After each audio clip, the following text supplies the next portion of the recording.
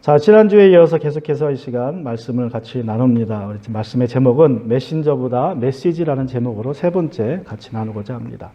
우리 갈라디아서 1장 11절부터 이제 오늘 본문 이제 12절까지인데 그 1장 11절부터는 이제 새로운 부분이 시작이 됩니다. 갈라디아서에서. 그래서 2장 14절까지가 어떤 내용이냐면 바울이 자기 이야기를 해요. 자기의 자서전적인 이야기를 합니다. 자기 살아온 이야기를 하는데 이 신약 성경에 보면 여러 군데 바울이 자기 이야기를 했습니다. 특별히 사도행전에 보면 그 회심 이야기를 3번이나 반복을 하죠. 거의 비슷한 이야기인데 무려 3번이나 9장, 22장, 26장에서 자기가 어떻게 다메섹에서 부활하신 주님을 만났는지를 이야기합니다. 그리고 이제 고린도후서 12장에 가면 아주 특별한 이야기를 하죠. 자기가 삼층천에 다녀왔던 이야기를 합니다. 아주 짧게. 그래서 이제 이렇게 저렇게 신약 성경에 보면 바울이 자기 이야기를 한 부분들이 있는데 이 갈라디아서 1장 11절부터 2장 14절 또는 뭐 2장 전체 21절까지 보는 분들도 있는데 이 갈라디아서에 나오는 이 바울의 자서전적 이야기가 제일 깁니다. 아주 제일 길게 설명하고 있습니다. 그런데 이게 얼마나 기냐면요. 이 갈라디아서가 불과 6장밖에 되지 않죠? 그런데 이 1장 11절부터 2장 14절까지의 자기 이야기의 분량이 갈라디아서 전체 내용의 약 5분의 1 정도가 돼요. 그러니까 아주 많은 부분을 자기 개인 이야기를 하는 거예요. 물론 하는 이유가 다 있습니다. 그냥 뭐 자기 자랑이나 뭐 그런 게 아니라 해야 할 만한 이유가 있어서 하죠. 자, 왜 이렇게 바울이 짧은 편지 6장밖에 되지 않는 짧은 서신을 쓰면서 그의 5분의 1에 해당되는 긴 내용을 자기 이야기에 할애했을까요?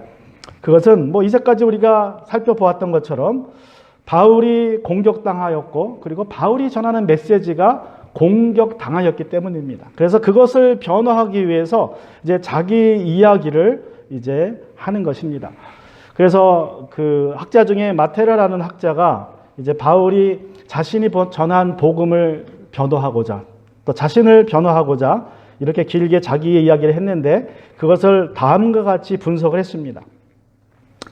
6부분으로 나누어서 분석을 했어요. 그래서 첫 번째 부분은 11절부터 12절 오늘 본문인데 거기는 이제 주제다. 어떤 주제냐? 내가 전한 복음은 사람에게서 난 것이 아니다. 이게 주제예요. 이 이야기를 하고 싶어서 바울이 자기 이야기를 하는 겁니다. 그 첫 번째 증거, 바울의 복음은 그리스도의 계시로 말미암았다. 또 두 번째 증거, 예루살렘 교회가 바울을 파송한 것이 아니다. 그러니까 예루살렘 교회와 아무 상관이 없다는 거예요. 자기 사도직은. 세 번째 증거, 유대에 있는 사람들이 자신으로 인해서 하나님께 영광을 돌렸다. 그래서 이제 예루살렘에 있는 교회와 상관은 없지만 자기 때문에 영광이 돌리는 계기가 됐다. 네 번째 증거, 이제 바울이 예루살렘에서 복음을 변호했다. 복음을 이제 베드로나 야고보를 만나서 자기의 복음을 이방인에게 증거한 복음을 변호했다. 그리고 다섯 번째 증거는 바울이 안디옥에서 또 복음을 증거했다. 그래서 이 5가지 증거를 통해서 자기의 복음은 사람에게서 난 것이 아니라 하늘에게서 왔다는 것을 이제 증명하고자 했습니다. 오늘 본문에서 우리 특별히 갈라디아서에서 이제 좀 더 구체적으로 바울이 자신의 이야기를 길게 했어야 했던 그런 그 이유를 찾아보면 지난주 살펴봤던 본문 중에 하나인 10절에 나옵니다. 10절에서 바울이 자기 이야기를 할 수밖에 없었던 이유를 이제 언급하고 있습니다. 노란색 글자처럼 내가 지금 사람의 마음을 기쁘게 하려고 하고 있습니까? 사람의 환심을 사려고 하고 있습니까? 그것이 유대에서 올라온 형제들이 바울을 공격한 핵심 질문이라고 그랬죠.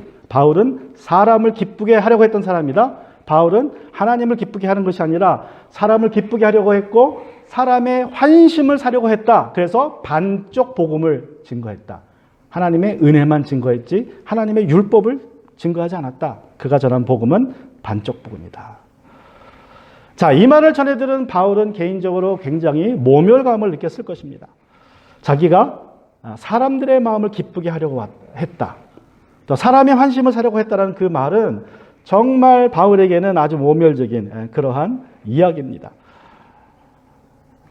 그래서 바울은 자신이 사람들의 마음을 기쁘게 하려고 또 사람의 환심을 사려고 하는 사람이 아니라는 것을 보여주고자 했어요. 자기 이야기를 하면서.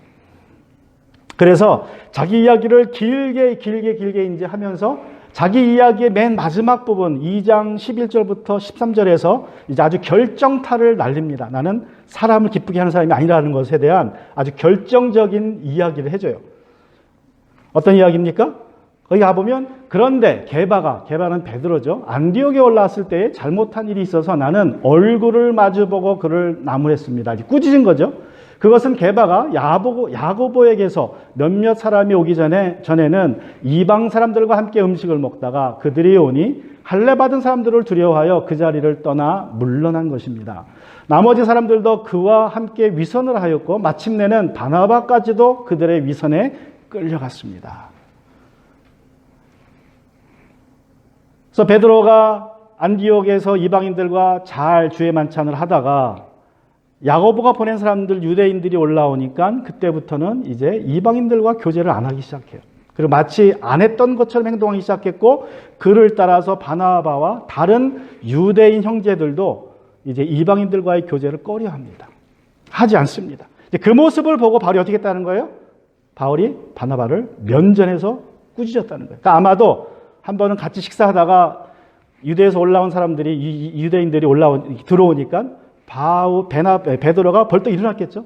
그리고 이제 자기는 같이 안 먹은 것처럼 좀 멀찍이 떨어진 것 같아요. 그랬더니 바나바도 눈치를 보고 자리에서 일어났고 다른 유대 형제들 일어났습니다.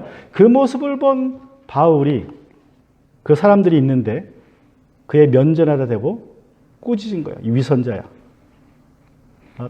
당신이 그렇게 복음을 전하면서 그 복음과 어긋나는 행동을 보이면 어떻게 하느냐라고 그를 아주 호되게 꾸짖었습니다.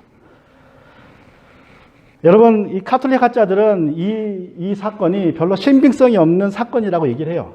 이 사건을 별로 이렇게 강조하지도 않고 이거는 뭐 그냥 꾸며낸 얘기일 수도 있다 그래요. 왜 그래요? 가톨릭은 뭘 믿습니까? 가톨릭은 교황 무오소를 믿습니다. 교황은 행동이나 말에 있어서 절대 실수하지 않는다. 그게 교황 무오소리예요. 그래서 심지어는요, 성경 말씀이 있고 교황이 한 말이 있으면 교황이 한 말이 옳아요. 성경은 제게 답니다. 왜냐하면 교황은 직접 계시를 받기 때문에 교황이 한 말은 옳고 성경이 틀려요. 그래서 아주 이 교황이 별의별 교리를 다 이야기하면 그게 성경 위로 올라갑니다. 그래서 뭐 마리아 승천설 이런 게 나와요. 예수님의 어머니 마리아도 죽지 않고 하늘로 승천했다.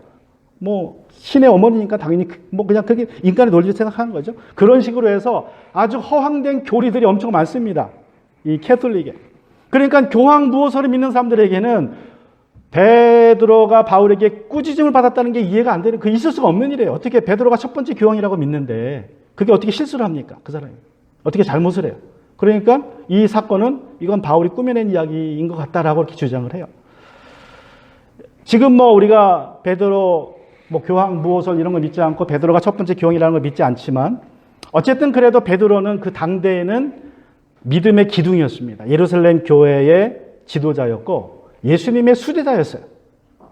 그래서 존경받았던 사람입니다. 믿음의 기둥으로 존경받았던 사람이에요. 어쩌면 그리스도인들 중에서는 가장 존경받던 사람이었을 것입니다. 그런데 그 베드로를 바울이 어떻게 했다? 면전에서 꾸짖었다. 그것도 1대1이 아니라 여러 사람이 있는 데서 면전으로 꾸짖었다. 내가 사람을 기쁘게 하는 사람이냐? 이렇게 물어보는 거예요. 나는 절대 그런 사람이 아니다. 내가 사람을 기쁘게 했다면 나는 베드로를 그렇게 꾸짖지 않았을 것이다. 그러나 나는 하나님을 기쁘게 하는 사람이기 때문에 내가 받은 복음이 있어서 그 복음에 어긋나는 행동을 베드로가 하고 있기에 나는 그를 꾸짖을 수밖에 없었다라고 지금 얘기하는 거예요. 나는 그를 꾸짖을 수밖에 없었다. 그래서 바울은 이렇게 자기의 복음이 사람에게부터가 아니라 하나님에게로부터 왔기 때문에 베드로를 꾸짖었다는 말로 자기의 이야기를 마칩니다. 그래서 그 이야기가 이제 그 갈라디아에서 1장 11절 12절에서 이제 요약되어 나오는 거예요. 이 구절들이 1장 12절이 바로 이제 바울이 하고자 하는 이야기의 핵심입니다. 형제자매 여러분, 내가 여러분에게 밝혀드립니다. 내가 전한 복음은 사람에게서 비롯된 것이 아닙니다. 그 복음은 내가 사람에게서 받은 것도 아니요, 배운 것도 아니요, 예수 그리스도의 나타나심으로, 다시 말하면 계시로, 예수 그리스도의 계시로 받은 것입니다. 그렇기 때문에 내가 베드로도 꾸짖는 것입니다. 라고 바울이 지금 말하는 것입니다. 여러분, 바울은요, 자기가 성경 공부를 열심히 해서 이 복음을 깨달은 것이 아닙니다. 또는 야고보나 베드로와 같은 사람들에게 전해 들어서 배워서 복음을 받은 것도 아니에요. 오직 예수 그리스도의 계시를 통해서 받았다고 그는 강조합니다. 바울의 입장에서는 여러분 베드로는 엄청난 위선자였습니다. 바울이 다메섹 도상에서 예수 그리스도께 직접 받은 계시에 따르면, 그 복음에 따르면 하나님께서는 예수 그리스도로 유대인과 이방인 사이의 벽을 허무셨어요. 그 담장을 허무셨다고 에베소서에 보면 말씀이 나와요. 이것을 갈라디아서에서는 바울이 이렇게 요약해서 말하고 있습니다. 우리 지난번 살펴봤던 똑같은 구절 3장 27절 38절에 보시면, 여러분은 모두 침례를 받아 그리스도와 하나가 되고 그리스도로 옷을 입은 사람들이기 때문입니다. 유대 사람도 그리스 사람도 없으며 종도 자유인도 없으며 남자와 여자가 없습니다. 여러분은 모두가 그리스도 예수 안에서 하나이기 때문입니다. 이게 복음이에요. 이게 복음의 결과입니다. 복음은 모든 사람, 유대인과 이방인을 하나가 되게 했습니다. 특별히 유대인과 이방인의 그 구별은요, 유대인들에게 있어서는 엄청난 구별이에요. 유대인들은 유대인이 아니면 사람 취급을 안 했습니다. 이방인들은 다 개였어요. 그런데 그 유대인과 이방인의 구별을 없앤 것이 복음인데, 베드로가 그 허물어진 벽을 다시 세웠다는 거예요. 위선을 통해서. 자신이 이방인과 같이 잘 먹다가 할례를 주장하는 자들이 올라오자 자신을 이방인들의 교제에서 멀어지게 하는 모습을 보여줌으로써 그 복음과는 어긋난 위선의 모습을 보여주었기 때문에 바울이 열받아서 이제 베드로를 꾸짖은 것입니다.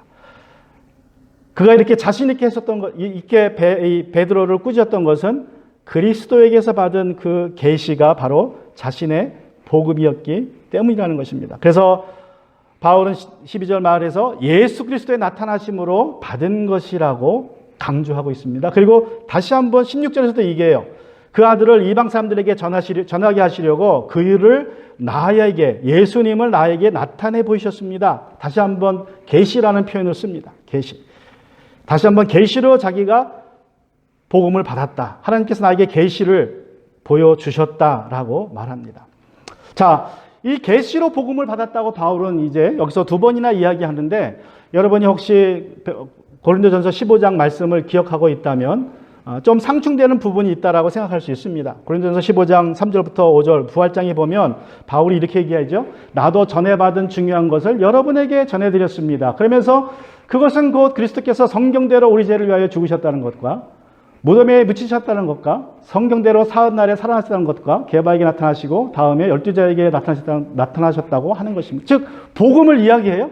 그러면서 내가 전해받은 것을 여러분에게 전해줍니다라고 얘기해요. 그러니까 이거는 전통이죠. 전해받은 것 전해줬으니까 이 전통인데, 그럼 여기서는 내가 복음을 배웠다고 얘기를 하고 사람들에게, 갈라디아서에서는 계시로 받았다고 얘기하고, 그러면 무엇이 맞나? 어떤 게 진실인가? 라고 생각할 수 있는데 둘 다 맞습니다. 둘 다. 바울은요, 계시로 복음을 받았고 그리고 이제 사람들에게도 배웠습니다. 이렇게 이해하시면 됩니다. 바울이 다메섹 도상에서 부활하신 주님을 통하여서 계시로 복음을 받았다는 말은 복음에 대한 큰 그림을 받은 거예요. 큰 그림을 받은 것입니다. 그래서 세상과 성경을 보는 새로운 관점이 그때 생긴 거예요. 반면에 고린도전서 15장 3절부터 5절에서 말하는 나도 전해받은 중요한 것들은 복음에 대한 세세한 것들입니다. 즉 다메섹 도상에서는 숲을 봤다면 이제 그 이후에는 다른 믿음의 지도자들을 통하여서 나무를 보게 된 것입니다. 좀 더 자세한 복음의 내용을 이제 배우게 된 것입니다. 우리 속담에 그런 속담이 있죠. 구슬이 서말이라도 꿰어야 보배다. 구슬이 서말이라도 꿰어야 보배가 되는 겁니다. 그죠? 구슬만 팔면 그 돈이 별로 안 돼요. 근데 구슬을 꿰면 돈이 됩니다. 그래서 제가 어렸을 때 어떤 기억이 있냐면, 제가 아주 어렸을 때 5살, 6살, 7살 그때인데 집집마다 이제 그 어머니들이 부업을 해요. 구슬을 갖다 놓고 구슬을 이렇게 반들로 깹니다. 기억나세요, 여러분? 그래가지고 그거를 이제 뭐 옷이나 뭐 지갑에 이렇게 장식으로 하죠. 근데 그 정말 한 2mm, 3mm 되는 구슬인데 그거 일일이 집어서 못하니까 그냥 깔아놓고 그냥 이렇게 대충대충 하다 보면 어떻게 걸려요. 그럼 그거를 이렇게 쭉 꿰가지고 길게 늘어뜨려서 그거 갖다 주면 그게 돈이 되는 거예요. 그 길이에 따라서. 아니면 그 구슬의 양을 내가 다 하면 돈 받는 거예요. 그래서 구슬이 아무리 많아도 그게 값어치를 발휘하려면 그걸 꿰야 돼요. 마찬가지로 이 바울이 다메섹 도상에서 계시받은 것은 실입니다. 실. 관점이에요. 관점. 그리고 이제 나중에 베드로나 이런 다른 믿음의 사람들 통해서는 뭘 배워요? 그 복음의 구체적인 내용들, 그들이 본 예수님의 모습을 듣는 거예요. 그래서 그렇구나. 그래서 새로운 관점으로 성경과 모든 것을 이해한 그러한 눈이 열린 것입니다. 그래서 어떻게 보면 이제 사도행전 9장 8절에도 보면 이런 기사가 있죠. 사울은 땅에서 일어나 눈을 떴으나 아무것도 볼 수 없었다. 그래서 사람들이 그의 손을 끌고 다마스쿠스로 데려갔다. 이것은 이제 이 바울이 부활하신 주님을 만났는데 그 영광의 빛이 해보다 밝아서 눈이 멉니다. 그래서 사흘 동안 못 봐요. 그래서 사람들 손에 이끌려서 다마스쿠스로 끌려가서 사흘 동안 이제 본의 아니게 금식하며 기도하게 됩니다. 그리고 하나님이 누구를 보내요? 아나니아를 보내요. 가서 기도해줘라. 내가 사람 하나 불러놨다. 사울이다. 그래서 가서 안수해 줍니다. 아나니아가. 안수기도 했더니 기도 끝나자마자 눈에서 뭐가 떨어져요? 네?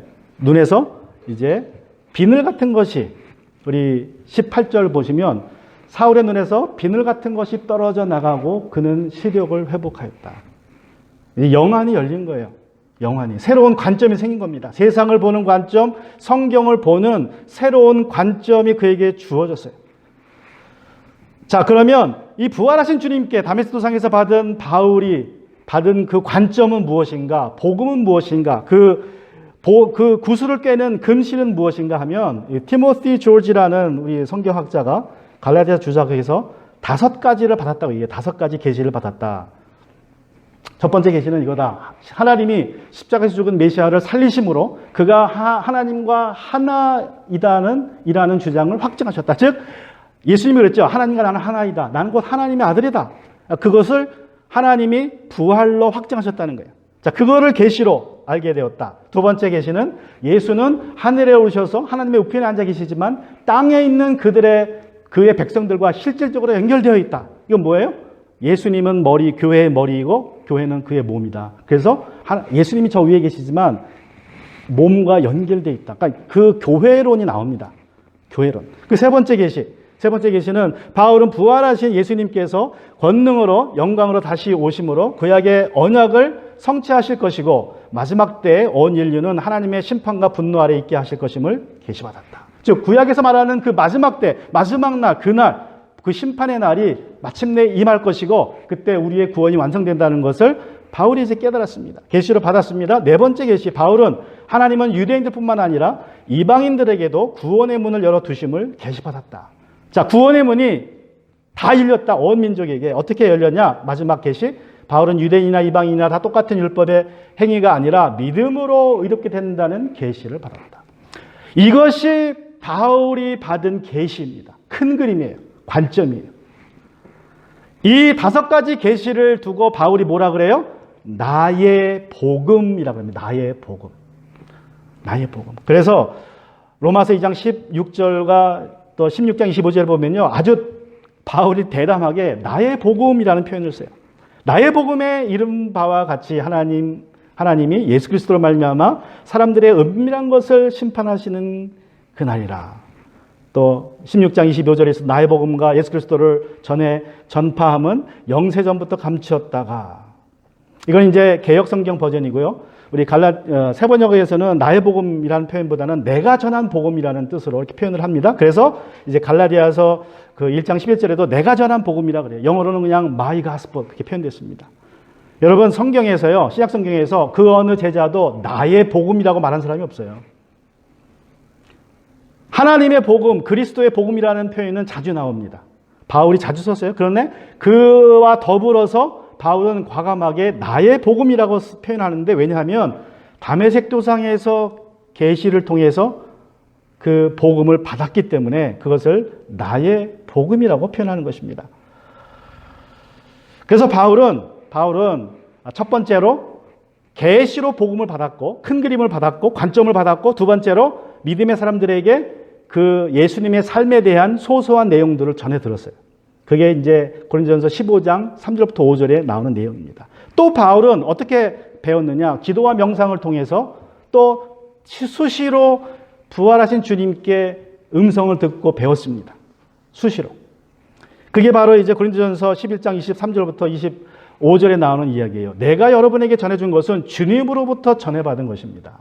그러니까 직접 받았다는 뜻이겠죠? 주님으로부터.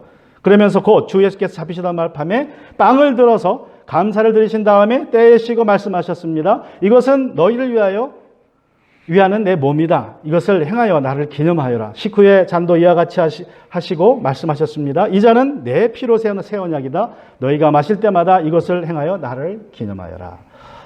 이 말씀을 언제 받았는지 우리가 알 수 없지만 바울은 이런 말씀을 통해서 우리가 알 수 있는 것은 수시로 우리 주님께 말씀을 직접 들었다는 거예요. 환상 중에 기도 중에. 그래서 고린도전서 7장에서도 이런 표현을 해요. 주님께서 처녀들에 대해서 하신 명령을 나로서는 받은 것이 없습니다. 다른 명령은 받은 것이 있어요. 그런데 처녀들에 대해서 어떻게 할지 받은 것이 없습니다라고 솔직하게 얘기합니다. 그러면서 자기의 의견을 얘기해줘요. 그래서 이런 걸 볼 때 베드로는 이제 담에색에서 부활하신 주님을 만난 이후에도 이제 주님을 기도와 명상을 통해서 수시로 만났고 가르침을 받았다는 것을 우리가 이제 알 수 있습니다. 그리고 심지어는 어떤 일이 있어요? 심지어는 3층천에 올라가서 하늘에 대해서 배우는 그런 경험도 있었어요. 3층천에 올라갑니다. 기도 중에, 환상 중에. 그래서 3층천에 다녀온 이야기를 하지만 그 내용은 얘기 안 해주죠. 내용은 싹 빼버리고 그냥 난 갔다 와. 그것도 어쩔 수 없이 자기가 사도권이 공격받으니까 어쩔 수 없이 내가 이런 사람이다라고 얘기하기 위해서 3층천 이야기를 하기도 합니다. 자, 그래서 바울은 이렇게 계시를 통해서 복음을 받았고 또 사람들을 통해서 복음을 받았고 또 기도와 명상을 통해서 수시로 주님께 여러 가지 교훈을 받았습니다.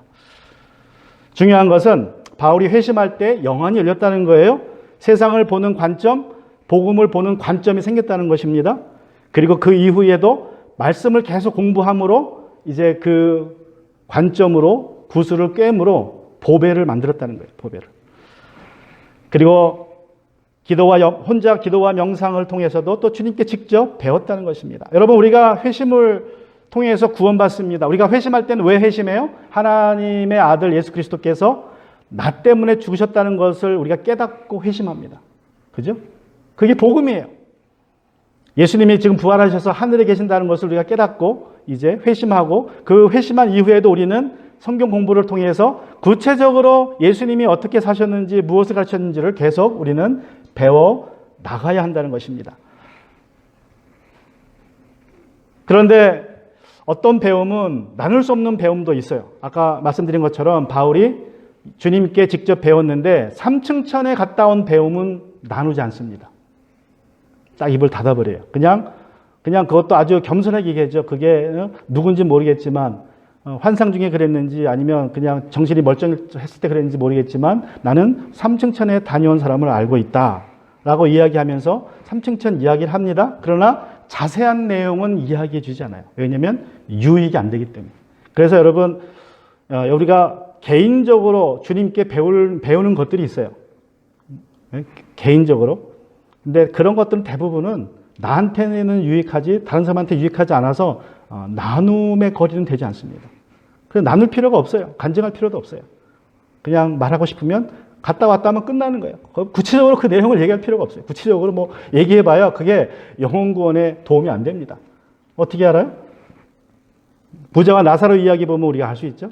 그죠? 부자 나사로 이야기 보면 나사로가 이제 죽어서 천국에 갔어요. 부자는 지옥에 갔습니다. 그래서 부자가 그래요. 나사로를 세상에 돌려보내서 내가 지옥에 있으니까 우리 형제들에게 지옥에 오지 말라고 좀 당부해달라. 그랬더니 아브라함이 그럽니다. 나사로가 가서 얘기해 소용없다. 그냥 성경 말씀이나 잘 믿고 내가 보낸 선지자들 잘 믿으면 그러면 천국에 오는 것이지 굳이 뭐 천국 갔다 왔다 지옥에 있다라는 간증을 들어서 사람이 바뀐 게 아니다 그러고 딱 거절해버리죠. 마찬가지예요. 여러분, 온갖 좋은 환상 천국의 경험을 할 수 있어요. 그러나 그거는 나눔거리는 아닙니다. 그냥 내가 혼자 간직하면 돼요. 내가 혼자 간직하고 내가 믿음으로 살고 그 믿음을 전해주면 되는 것이지 굳이 그것이 나한테는 유익일지라도 다른 사람에게는 유익이 아닐 수 있다는 사실을 우리가 기억해야 됩니다. 바울의 경험을 통해서. 또 한 가지 나누고 싶은 것은 다메섹 도상에서 부활의 주님을 만나서 복음의 핵심을 이제 바울이 받아서 나의 복음이라고 이제 칭했는데, 그 이후에도 계속해서 기도와 명상을 통해서 바울은 주님께 교훈을 받습니다. 가르침을 받는데 그 가르침들이 얼마나 많겠어요. 뭐 여러 가지 가르침이 있는데 그 가르침들 중에서 주님이 직접 말씀하신 가르침이 어떤 내용입니까? 우리 다시 한번 고린도전서 11장 3절부터 25절에 가면, 자, 주님께로 전해받은 가르침이 있는데 그 가르침은 바로 어떤 가르침이다? 주의 만찬에 대한 가르침입니다. 여러 가지 가르침이 있을 수 있는데 주님은 굳이 주의 만찬을 바울에게 직접 가르쳐 주셨어요. 그리고 내가 다시 올 때까지 이것을 행함으로 나를 기억하라 라고 명령하십니다. 그것은 무슨 말이에요? 그만큼 주의 만찬이 우리 기독교인들의 신앙생활에서는 중요하다는 것이죠. 일부 사람들은 이 주의 만찬을 성만찬이라는 표현을 쓰기도 합니다. 저도 어려서부터 성만찬이라는 말을 들었기 때문에 지금도 저도 모르게 그냥 성만찬이라고 그래요. 근데 이 성만찬이라는 표현은 카톨릭적인 표현이죠. 카톨릭에서 하는 표현이지 이 성경적인 표현은 아닙니다. 주의 만찬이 맞는 정확한 표현입니다.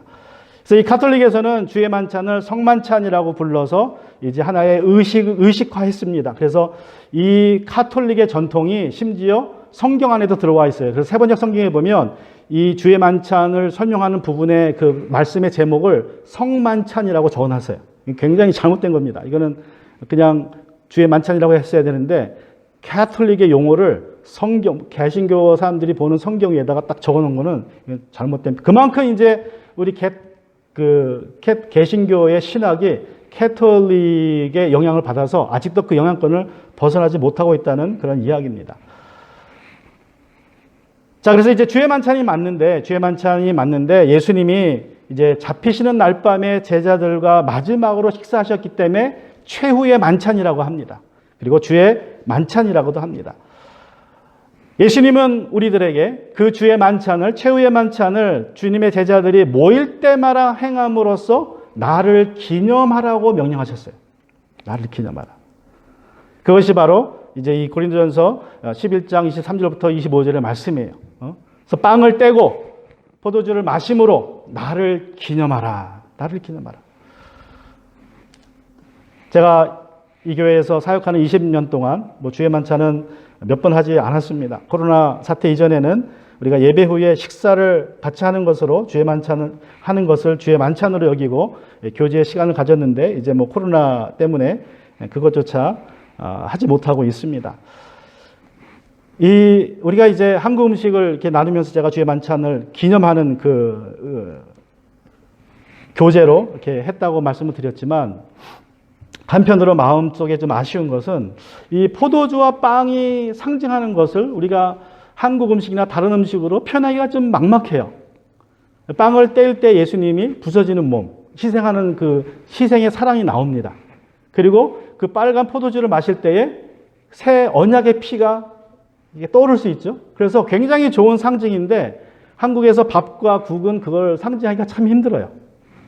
그래서 제가 이제 기회가 되면 우리 주의 만찬을, 우리 성도 간의 교제를 그냥 이렇게 빵과 포도주를 나누는 그런 식사로 하는 것도 괜찮겠다. 일주일에 한 번 우리가 모여서 이렇게 성경에 나온 대로 하면서 예수님의 희생과 새 언약을 기념하는 것도 참 좋은 교제, 성경적인 교제의 모습, 예배의 모습이 될 수 있겠다라는 생각을 해봤습니다. 여러분, 한 상에 둘러앉아서 예수님은 제자들과 식사하셨어요. 식사. 그냥 조그만 크래커 조고리하고 이 조그만 잔에다가 포도주를 그냥 홀짝 마신 게 아니라 그냥 식사를 하셨습니다. 그래서 만찬이라고 해요. 서프라 그럽니다. 자, 한 상에 둘러앉아서 식사를 하는 사람들을 뭐라고 부릅니까? 우리가 매일 하루에 한 끼나 두 끼 또는 세 끼를 한 상에 둘러앉아 같이 식사하는 사람들을 우리는 누구라 그래요? 식구라 그러죠. 식구. 같이 먹는 사람, 식구라 그럽니다.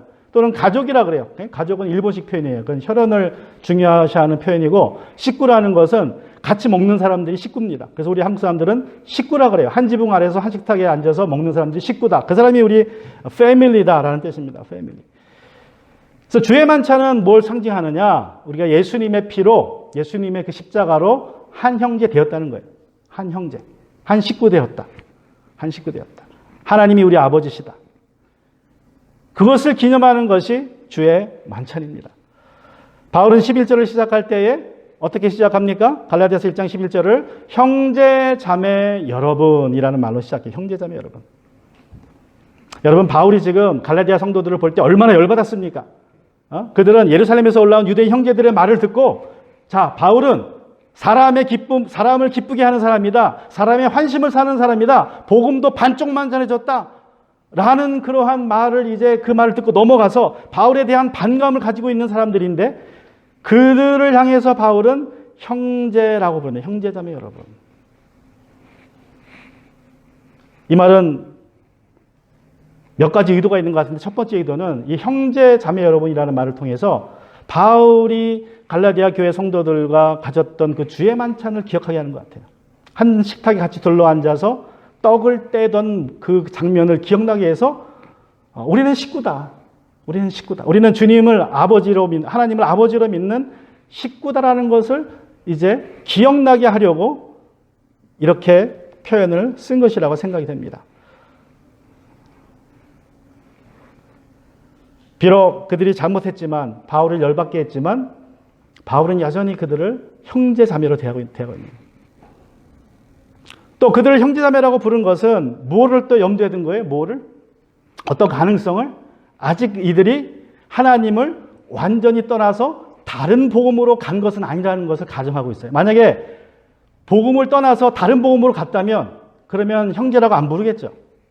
형제가 더 이상 아닙니다. 다른 복음으로 갔으면. 근데 이제 마음이 동요되고 교회 안에 혼동이 생겼지만 아직은 다른 복음으로 완전히 가버린 건 아니에요. 그래서 바울이 그들을 형제 자매라고 부르는 거예요. 그래서 그들이 돌아올 가능성을 염두에 두고 있다는 거예요. 바울은 이 형제자매라는 말을 통하여서 이제 다시 한번 그리스도의 피로 형제자매 가족 되었음을 이제 상기시키면서 그들을 붙잡으려고 하고 있습니다. 그리고 이제 베드로를 꾸짖는 이야기, 그 이야기를 통해서 내가 받은 복음은 하나님께 받은 복음이기 때문에 내가 베드로와 같은 큰 기둥과 같은 사도도 그가 위선했을 때는 꾸짖을 수밖에 없었다라는 것을 그가 말하고 있어요. 여러분, 주님의 오심이 가까울수록 저는 이제 주의 만찬에 이제 주제가 떠올라서 한 가지 마지막으로 나누면, 여러분, 주님의 이제 오심이 가까워지고 있는 것 같아요. 그런데 이 주님의 오심이 가까울수록 저는 성경에 기록된 그 주의 만찬이 회복되리라고 생각합니다. 제가 느누이 말씀드리지만 앞으로 교회는 정부의 방침을 아주 충실하게 따르고 협조하는 지상교회와 성경의 가르침을 따르고자 하는 그러한 지하교회로 나누어질 것입니다. 성경대로 가르치고 성경대로 주님의 말씀에만 귀 기울이는 교회들은 핍박을 받아서 결국 문을 닫게 될 것입니다. 지하교회로 들어가게 될 것이에요. 그래서 교회는 지상교회와 지하교회로 나눌 것입니다. 정부의 방침에 순응하는 교회, 그리고 성경 말씀대로 믿음을 지키고자 하는 교회로 나누어지는데, 이 지상교회들은 여전히 카톨릭의 전통을 따라서 요 코딱지만한 크래커 하나 받아먹고 요 조그만 잔에 포도주 마실 거예요. 성만찬이라 그러면서. 다시 말하면 지상교회는 성만찬을 할 것입니다. 지하교회는 주의 만찬을 할 겁니다. 지하교회를 모여서 그 초대교회 주님께서 제자들과 함께 하셨던 그 모임대로, 예루살렘 교회가 했던 그 모습대로, 안디옥 교회가 했던 그 모습대로 같이 식사를 나누면서 우리가 주 안에서 한 형제 자매 되었음을 주님의 오심을 기다리면서 계속 해나가는 교회가 바로 지하 교회가 될 것이라고 저는 믿습니다. 지금 코로나로 인해서 이제 교회들이 핍박을 받고 있습니다.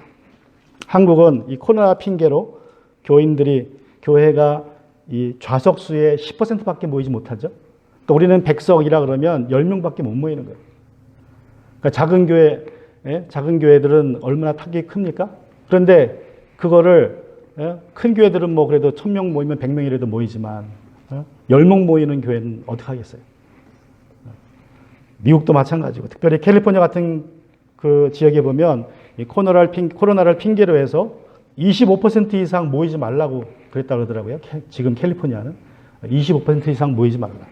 그러니까 100명이 모였던 교회라면 25명 이상 모이지 못하는 그러한 상황이 되었습니다. 그래서 이 코로나로 인해서 교회가 둘로 나눠질 것 같아요. 정부의 방침에 순응하는 교회와 그럼에도 불구하고 이 코로나는 많은 양심 있는 의사들이 주장하는 것처럼 감기와 같은 감기보다 못한 그러한 그 바이러스이기 때문에 그래도 우리는 모여야 한다라고 주장해서 결국 핍박을 받는 그러한 교회들이 생겨날 것입니다. 지난주에 어떤 그 두 크루즈 회사가 발표를 했어요. 자기 크루즈에 타려면 승객이든 승무원이든 다 코로나 백신을 맞아야 한다. 그럼 뭐 사실은 그 장사하는 사람이 그렇게 했다는 거는 문 닫을 각오를 한 거죠. 근데 자신이 있다는 거예요, 그만큼. 앞으로는 다 백신을 맞게 될 거다라는 자신이 있으니까 그냥 먼저 그런 발표를 해버리는 겁니다.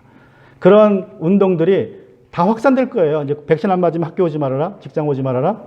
나중에는 교회도 백신 맞은 사람만 들어가라. 분명히 그렇게 될 겁니다. 그럼 어쩔 수 없이 이 코로나 백신 때문에 지상교회와 지하교회로 나누게 될 거예요. 그래서 우리가 그때를 지금 준비해야 됩니다. 저는 개인적으로 제가 주중에 어제 서울대 교수님들이 발표한 걸 봤어요. 서울대 교수님들이, 의사들이 발표했는데 그분 주장이 뭐냐면 한국 사람은 유전자적으로 코로나 항체가 있답니다.